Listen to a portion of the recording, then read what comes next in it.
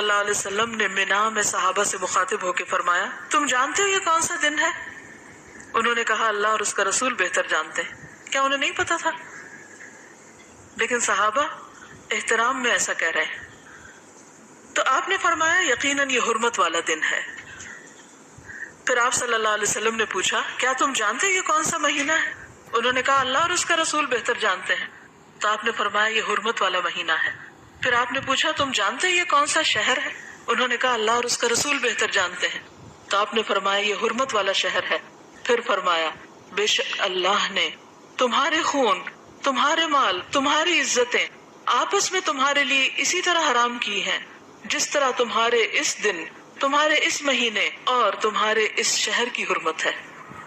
تم اس دن کو محترم سمجھتے ہو، اس مہینے کو محترم سمجھتے ہو، اس جگہ کو محترم سمجھتے ہو، لیکن یاد رکھو مومن کا احترام اس